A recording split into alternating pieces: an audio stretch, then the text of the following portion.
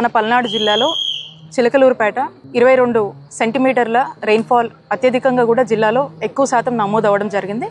దాని ప్రభావం వల్ల అనేక ఇబ్బందులు ఈ నియోజకవర్గంలో ఏర్పడడం జరిగింది. దీనికి సంబంధించి పలు అంశాలని జిల్లా కలెక్టర్ గారికి రిప్రజెంట్ చేసి మరి ఈ ప్రాంతాన్ని ఈ ఫ్లడ్ ఎఫెక్టెడ్ ఏరియాగా ఈ చిలకలూరుపేట నియోజకవర్గంలో ఉన్నటువంటి కొన్ని ప్రాంతాలని గుర్తించి వాటికి సంబంధించి ప్రభుత్వం వెంటనే తగినటువంటి చర్యలు సర్వేలు చేపట్టి ఆ నష్టపరిహారాన్ని ఏదైతే ఉందో ప్రభుత్వం ఏదైతే కాంపెన్సేషన్ ఇస్తుందో రేషన్ ఇస్తుందో అలాగే క్రాప్ లాస్కి సంబంధించినటువంటి ఎన్యూమరేషన్ ఏదైతే వేయాలో వాటిని వేయటము, హౌసింగ్ సంబంధించినటువంటి ఎన్యూమరేషన్స్ వేయటము అండ్ అలాగే ఆ ఎఫెక్టెడ్ ఫ్యామిలీస్ కావచ్చు, ఆ ఎఫెక్టెడ్ రైతులకు కావచ్చు ఈ కాంపెన్సేషన్ తక్షణమే ఇవ్వాలి అని చెప్పేసి కలెక్టర్ గారికి రిప్రజెంటేషన్ పలు అంశాలు ఇందులో జతపరిచి ఇవ్వడం జరిగింది.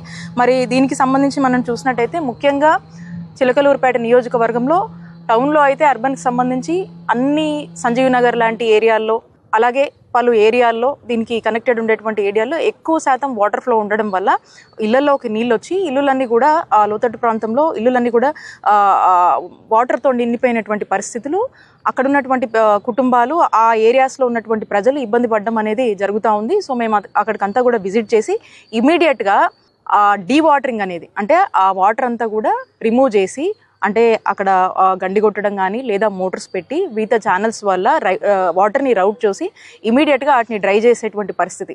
అలాగే ఆ ఫ్యామిలీస్ సంబంధించి ఏదైతే షెల్టర్స్ ఏర్పాటు చేస్తూ ఉన్నారో ఇంకొంచెం వాటిని ఇంకా సీరియస్గా తీసుకొని ఈ డీవాటరింగ్ చేసేవారు కూడా షెల్టర్స్లో వాళ్ళకు తగినటువంటి అన్ని ఫెసిలిటీస్ క్రియేట్ చేసి వాళ్ళని సురక్షితంగా చూసుకునేందుకు వాళ్ళకి అన్ని చర్యలు కూడా చేపట్టాలని చెప్పి రిక్వెస్ట్ చేయడం జరుగుతూ ఉంది.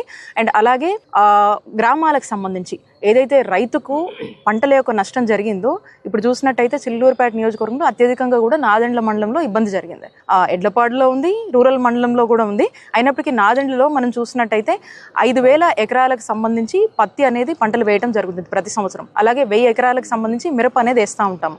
అలాగే ఈసారి మొక్కజొన్న కావచ్చు, ఉల్లి పంటలు కావచ్చు, ఇవన్నీ కూడా దెబ్బతిన్నటువంటి పరిస్థితులు ఉన్నాయి. స్వయంగా మేము ఆ మండలంలో ఉన్నటువంటి తుబాడు కావచ్చు, చిరుమావులు కావచ్చు, జంగాలపల్లి కావచ్చు ఆ ప్రాంతాల్లో తిరిగి అక్కడ ఆ రైతులతో మాట్లాడి ఆ రైతుల్ని తీసుకొచ్చి ఈరోజు ఏదైతే మిర్చి అంటే ఆల్రెడీ పూతకున్నటువంటి పరిస్థితి కావచ్చు, అలాగే మిర్చి కాయలు వచ్చినటువంటి పరిస్థితుల్లో కూడా మరి పూర్తిగా కూడా ఇక ఇబ్బంది ఎటు పనికిరాని పంటల్లాగా ఈరోజు మారిపోవడం రైతుకు తీవ్ర నష్టాన్ని కూడా చేకూర్చినటువంటి పరిస్థితి.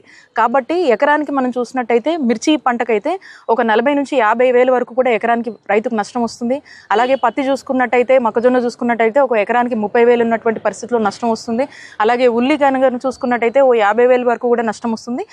ఇలాంటి పంటలన్నీ కూడా ఇవి ఇమీడియట్గా ఈ క్రాప్ లాస్ ఎన్యూమరేషన్ అనేది ఇమీడియట్గా ఆ యొక్క అధికారులు వచ్చి ఆ ఎస్టిమేట్ వేసి ఇమీడియట్గా ప్రభుత్వానికి పంపించి ఇమీడియట్గా ఈ పంటలను ఆదుకొని ఆ రైతును ఆదుకొని ఆ కాంపెన్సేషన్ అనేది తక్షణమే ఆ రైతుకు ఇచ్చేందుకు అన్ని విధాలుగా కూడా చర్యలు తీసుకోవాలని చెప్పేసి రిప్రజెంటేషన్ ఇవ్వడం జరిగింది. అలాగే రైతుకు సంబంధించి ఏదైతే ఆ పొలాల్లో కావచ్చు, అలాగే ఉన్నటువంటి నియోజకవర్గ పరిస్థితుల్లో కావచ్చు ఎలక్ట్రిక్ లైన్లు ఏవైతే ఇబ్బందిగా ఉన్నాయో, అలాగే తాగునీటికి సంబంధించినటువంటి ఏదైతే ఛానల్స్ ఉన్నాయో, అలాగే మురుగునీటికి సంబంధించి ఉన్నాయో, అలాగే డ్రైన్లు కావచ్చు, అలాగే డ్రైనేజీలకు సంబంధించి కానీ, అలాగే రహదారుల మీద కూడా ఏదైతే ఛానల్స్ ఒకవైపు నుంచి వాగు ఫ్లో అయితే ఏదైతే ఉందో ఇవన్నీ కూడా తక్షణమే ఇమీడియట్గా టెంపరీ రిపేర్స్ అయినా ఇమీడియట్గా టేకప్ చేసి ఈ వాటరు ఎఫెక్ట్ని అలాగే ఆ ప్రాంత ప్రజలకు ఎటువంటి ఇబ్బంది లేకుండా, రాకపోకలు ఎటువంటి ఇబ్బంది లేకుండా కూడా ఇమీడియట్ రిపేర్స్ చేపట్టి తక్షణమే ఈ యొక్క సిచ్యువేషన్ని కంట్రోల్ తీసుకురావాలని చెప్పేసి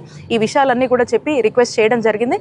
కాబట్టి మేము ఒకటే అడుగుతా ఉన్నాము, ఈ వాటర్ రిమూవ్ చేయడానికి అటు అగ్రికల్చర్ డిపార్ట్మెంట్ కావచ్చు, ఇరిగేషన్ డిపార్ట్మెంట్ కావచ్చు, గవర్నమెంట్ నుంచి అటు రెవెన్యూ సైడ్ నుంచి కావచ్చు అందరూ కూడా కలుపుకొని ఇమీడియట్గా ఈ వాటర్ రిమూవ్ చేయడానికి, అలాగే తక్షణమే ఈ కాంపెన్సేషన్స్కి సంబంధించి, అలాగే ఇలాంటి సైక్లోన్స్ వచ్చినప్పుడు ఏదైతే ప్రభుత్వం ఇస్తుందో కాంపెన్సేషన్ కావచ్చు, ఏదైతే ఎక్స్ట్రా రేషన్ ఇస్తుందో ఇమీడియట్గా ఆ ప్రజలకు ఏర్పాటు చేసి ఈ సిచ్యువేషన్ నుంచి రిలీఫ్ తీసుకురావాల్సిందిగా వారిని రిక్వెస్ట్ చేయడం జరిగింది. ఫైనల్గా మేము రిక్వెస్ట్ చేస్తుంది ఒకటే, త్వరగా ఆ ప్రాంతాలకి పంపించి ఆఫీసర్ని పంపించి సర్వేలు చేయాలి, ఎంత నష్టం వాటిల్లిందో రికార్డ్ చేసుకోవాలి, ఇమీడియట్గా వాటిని గవర్నమెంట్కి పంపి తక్షణమే ఆ కాంపన్సేషన్ రైతుకి ఇచ్చి రైతును ఆదుకోవాల్సిందిగా మా ప్రధాన డిమాండ్గా మేము ఈరోజు చెప్పడం జరిగింది. కాబట్టి ఒకటే, ఈ వారం 10 రోజుల నుంచి కూడా ఫ్లడ్ గురించి అనేక అలర్ట్స్ మనం చూస్తున్నాము, మీడియాలో చూస్తున్నాము, పేపర్లలో చూస్తున్నాము. మరి ప్రభుత్వం కూడా ఏదో పనిచేస్తున్నట్టుగా చేస్తుంది, కానీ క్షేత్రస్థాయిలో కూడా వీటి గురించి ముందుగానే ప్రజలకు అవేర్నెస్ కానీ ఇంకోటి కానీ అయితే ఎక్కడ కూడా ఏమీ కనిపించలేదు. ఇప్పుడు ప్రజలు ఇబ్బంది పడుతూ ఉన్నారు. ఇప్పుడేదో హడావిడి చేస్తున్నటువంటి నేపథ్యంలో మనం చూస్తూ ఉన్నాం. కాబట్టి ఇది సీరియస్గా తీసుకొని ఎస్ ఇదొక కష్టమే, ఇదొక ఇబ్బందే. ఈ ఇబ్బంది ఫేస్ చేయాలంటే మనం ప్రొయాక్టివ్గా పనిచేయాల్సినటువంటి అవసరం ఉంటుంది. మేము అర్థం చేసుకుంటాము.